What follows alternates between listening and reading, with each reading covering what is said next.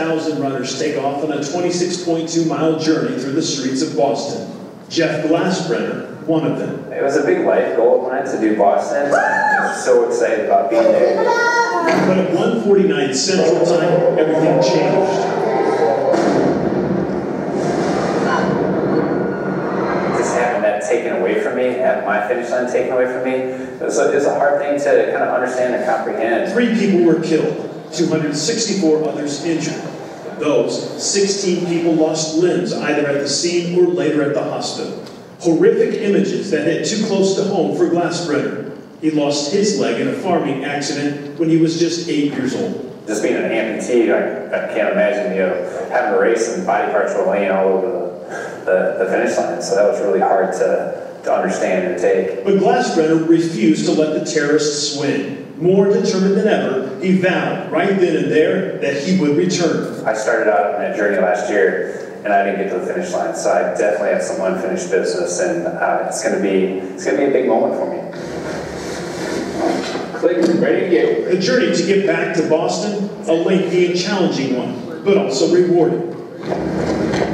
Because along the way, he met Andre Slade and Chris Madison, 2 Arkansans who, like Glassbrenner, are also amputees. Well, it's tough anyway, because at the time I could still wiggle my toes. 7 years ago, Slade lost his leg in a motorcycle accident. His dreams of becoming a pilot, playing basketball, even walking, seemed to vanish. How did that change your life?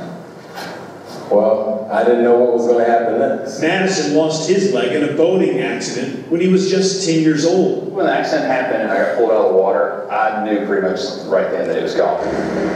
The 3 men met each other just last year when Glassbrenner presented them with a daunting task, one that neither had ever considered. He challenged me to do the Boston Marathon. I'm like, okay, so what I got to do that? He told me I could run. He told me you can do this. Only one problem.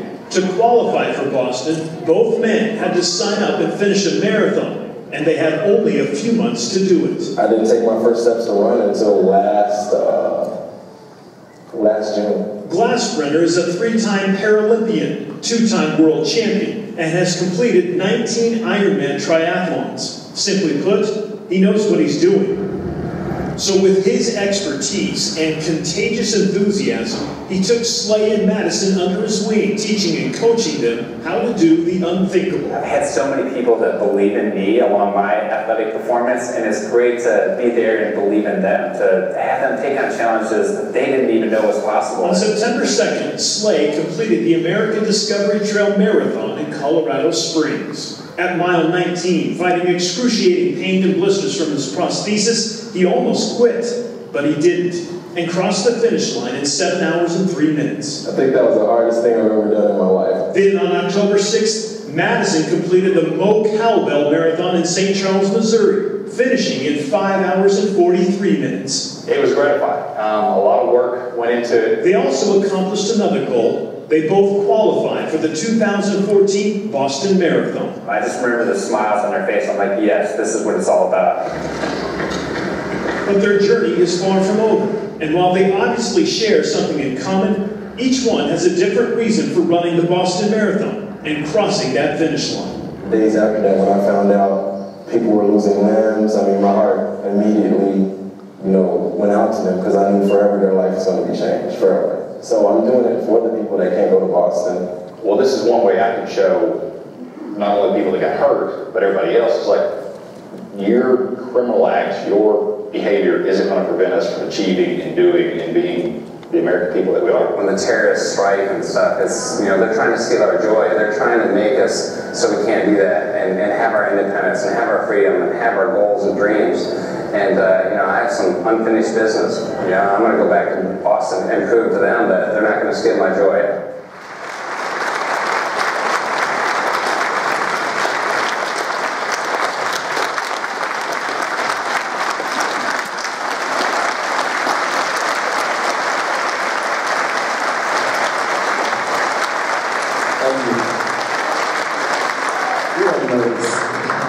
Thanks, Bill. All right, what I want y'all to do is just focus on me, because normally you get keynote speakers or people, and they really don't have an idea what you went through. So now you're talking to someone that knows firsthand all the obstacles that y'all face. Maybe not specifically, because we all have a story, but we all have a story and we all have completed or went through something crazy to get to where we are today. And so what I want you to do, make me a promise, because I won't be a boring keynote speaker if y'all make me a promise, all right? First thing I want y'all to do is never forget this day. Like this day, don't forget everything that got you here. Do not forget all the people that doubted you to get here. And then most of all, the people that love you. I'm here talking to you today because of the people that love me, because of the doubters, and because of myself, and that's what got y'all here. All right, so first we're going to start off, I'm going to tell y'all how I grew up. Some of y'all may have read the bio. So, grew up in Little Rock in 1992. I think at the time, Little Rock was like top 5 for the murder capital of the world. I stayed on Denison Street. It was maybe 3 streets on Wolf Streets where all the gang streets intersected. So all that stuff was happening. I remember going to school one day, and I remember this kid didn't show up for class. Well, apparently, the uncle was in some drug business, and these drug dealers came to their house and wiped out their whole family. That's how bad it was. And I'm talking about kids. And I was 8 years old at the time. No, I was like 7. And so, you know, at that point, my parents, well, my mom and my grandparents, they had a different route they wanted me to take. So they made sure they kept me in some type of tutoring situation and made sure they kept me busy. And at night, you know, we just have to hug up when we heard bullets because that's where we live. And so along with that, eventually I was put in a private school. Well, private school was way advanced in public school, so that's when I had my first encounter, my first obstacle where my grades went down. Because I was an AP student, and at that time I made my first C, and then eventually made my first D. And in the Catholic school I went to, I was the only Christian. So it was not necessarily that separated me, but I talked a lot, and the teachers just weren't really helping at the time. On top of it, I had a friend that, my best friend, my only friend, he was going through something, we never talked about it, we were 12 years old, and I get a call from church that he hung himself. And, you know, at that point on, I was just kind of thrown to the wolves. But remember, all these things that we all went through bring us here today. Don't remember what kept you strong. Don't forget what kept you strong. Don't forget what you went through to get here, because you're going to need these thoughts. You're going to need to think about those medals that are around your neck that got you here today. And so eventually I really started hanging out with the wrong crowd. And when I was in your seats, I actually had 2 classes to make up. A lot of people don't know this about me, but I graduated from Central. But I didn't get my diploma that day. I had to wait 2 months because I had classes I owed, because I wasn't going to class and I was with the wrong people. And eventually, my mother was like, look, I'm going to pay for you 1 semester at Pulaski Tech. And if you don't finish it, you're on your own. All right, I was like, oh, whatever, I'll go to class. And I'll never forget, it was like quarter of midway toward the end of the semester, well, toward halfway, we were taking our midterms. And I was still just doing like I normally do, just not really going to class, not focusing. And I'll never forget, I was working at Sam's Club, and at the time they put this fresh tar down where it's really hot. And I was one of the cart workers, and it was this lady who was our manager. She was this Asian lady. Her English was okay. She didn't call us by our name, she called us Cart Guy. Cart Guy, come help us. Cart Guy, come help us, Eventually I got sick and tired of being called Cart Guy. I just remember this one day, it was the summer, it was 100 degrees, I'm getting these cards, and this woman was like, Cart Guy, you taking too long. At that point, I had it, and I said, I'm gonna get my grades up. And I came out with that semester with a 3.2, and eventually got some type of scholarship to eventually go to Henderson State. So, all right, while I was at Henderson State, I had the acting bug and, thought I wanted to act. So I just totally dropped school and went to LA. Crazy mistake. And things worked out while I was out there. But when I came back to visit my family, my grandmother was ill. And she had lost her vision from diabetes, and she was in a really bad place. And I'll never forget this day. Her blood sugar was really up, so she was in and out of a coma. And one night, something just told me to go out there and just go speak to her. Because we knew it was she wasn't going to last too long. So I came beyond the hospital hours and kind of knocked and asked could I just go in and see my great-grandmother. And I remember whispering in her ear, I love you. And she spoke. She said, Andre, is that you? And I'm not lying about this. She said, Andre, is that you? And I said, yeah, it's me, dear. She said, how's school? And I was in tears to tell her that I had left. And I did. And she said, you need to go back and finish what you started. Go back and finish what you started. And she died the next day. And she said, so I got my I love you out of it. And, to this day, my mother's like, really? Did she really speak? And I'm like, yeah.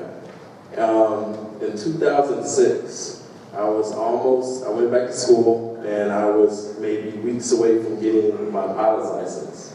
And one Saturday, me and some bikers decided to go up to North Little Rock to a restaurant, and I was hit by another biker.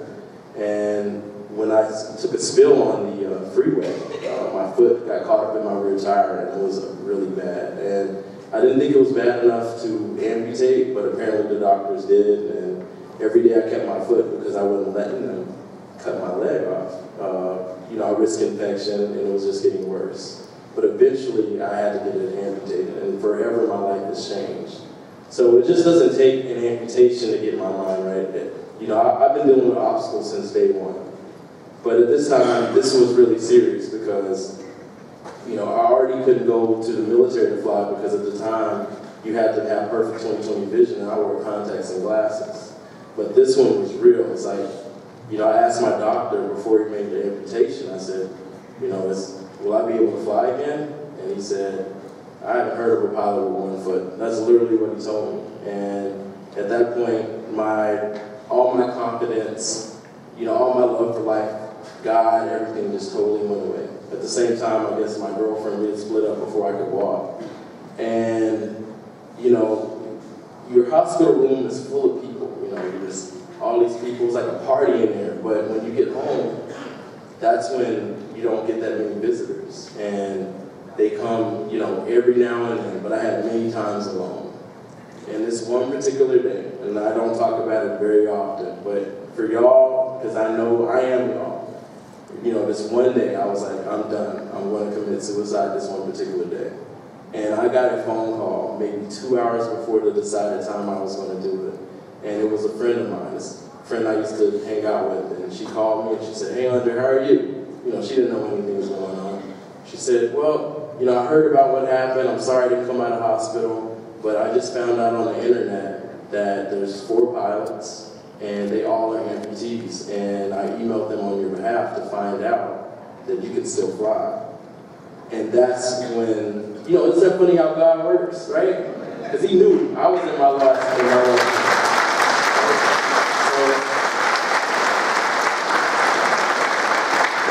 So at that point, he said, she said, I emailed you on their behalf, and they said it's, they emailed the process to get this pilot's license. So at this point, I knew I needed to get up, and start eating right and getting ready. So, at this time I couldn't even walk. I was still amputated.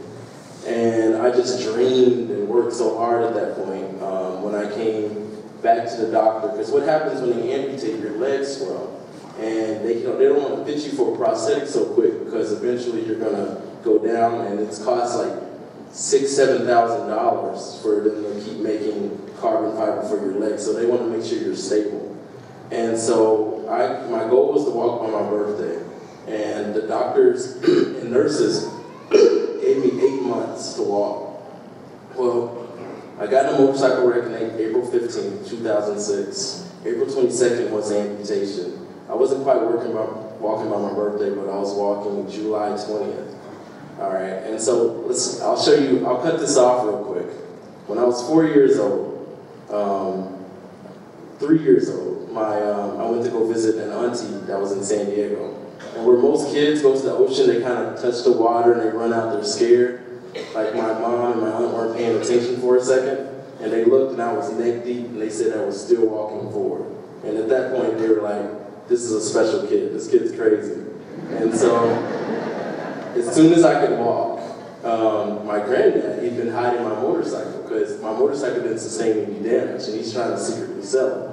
Well, I found out where it was, and tried to steal my own bike. Well, remember I hadn't walked for almost 4 months, so all those muscles were weak.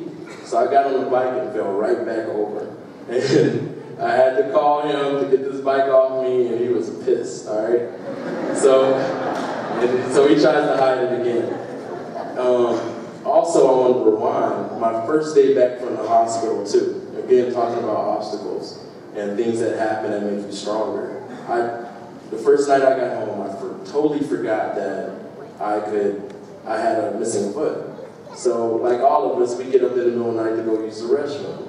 I totally get up to take a step and fall flat on my face because I'm missing a foot. I'm moving that other leg.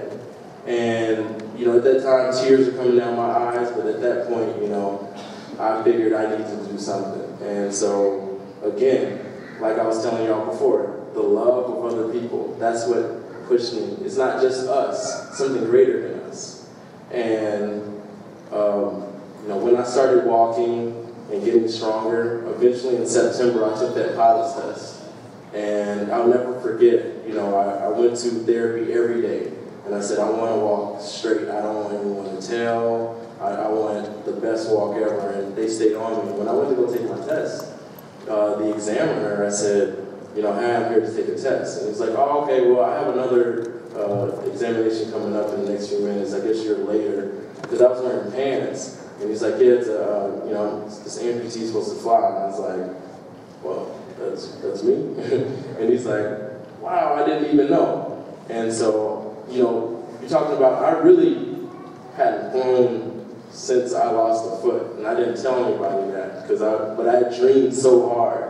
And I had just dreamed and dreamed and dreamed that I flew that airplane with no problems. And usually, 4 months out of the airplane is not really good because you get really rusty really fast. It's not like driving.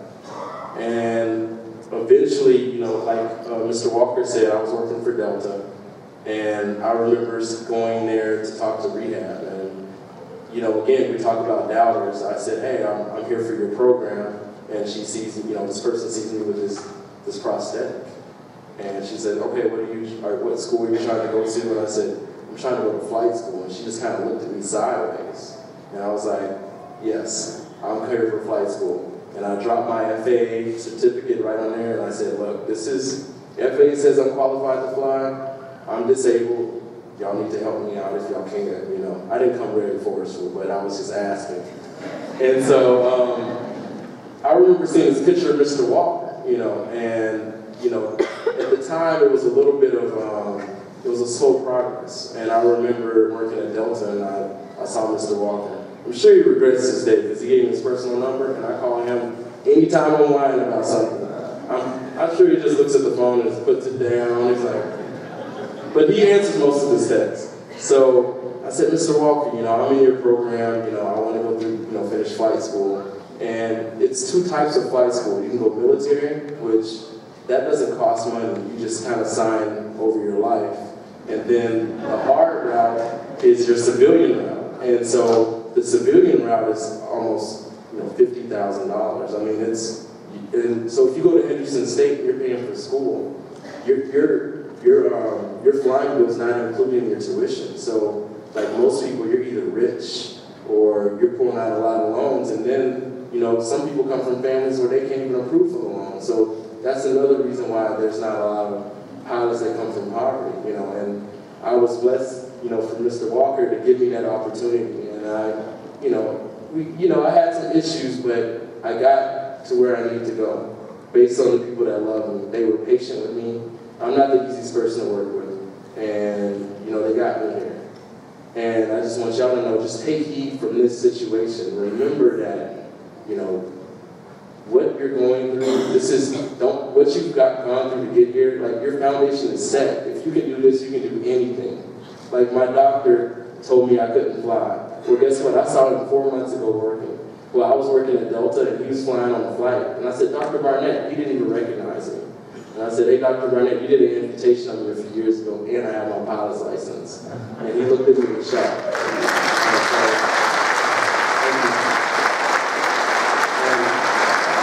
I want to also put some numbers out there. I don't know if y'all know about a marathon, but a marathon is 26.2 miles. So if someone said, oh, I ran a marathon, it was a 5K, that's not a marathon.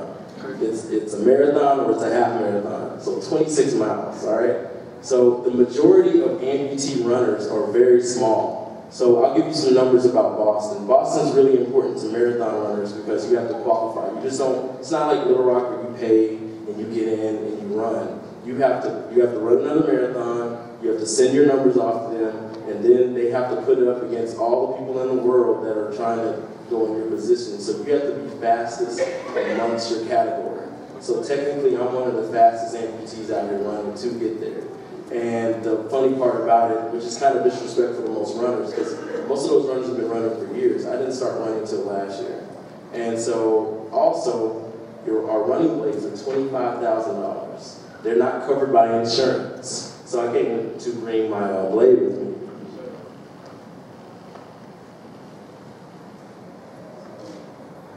So these runner blades right here are 25 grand. So the only people that usually get those are obviously rich people or people that are sponsored like Olympic athletes. I'm nowhere near that. So I'm not rich and I'm not an Olympic athlete yet. But some people, but this is all love right here. I walked and I talked to a group that was a group of amputees, and the company of it, which is Hanger, they came to me and said, what are you doing for Boston? You have a runner's leg? And I said, I borrowed my coach, which is out of category, because these are made based on your weight. So that's how they know how much energy to give when you need the balance. And so they said, well, what can we do for you? And I said, y'all don't have to do anything. I'm just raising money on my own, you know, because what we're doing is a selfless act. And if you get the opportunity to do something selfless, do it. Tell your story. Tell what you went through, because you don't know who you're going to inspire. You don't know who you're going to keep from killing themselves. You don't know. You never know this. So I'm on Facebook and I post everything on there. And I get so many stuff in my inbox. It's like, wow, your story made me run today. Your story made me find a job. You know, your story gave me no excuse. And that's the only reason I do what I do. Because I really hate running 26 miles. It's not really that fun. It's a long way. But I do this for other people.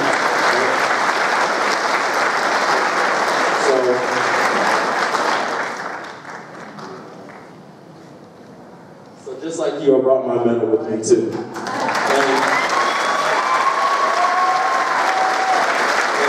for some people, this is just a medal. Some people may look at your medal and say it's a medal, but not to me. This is what signifies what I've been through to get to where I am today. So your hats, your caps, your gowns, that's a symbol of what you went through. No one will know everything that you find in your story, what it took for you to get here today. Be honored, be blessed. Thank you so much for listening to me.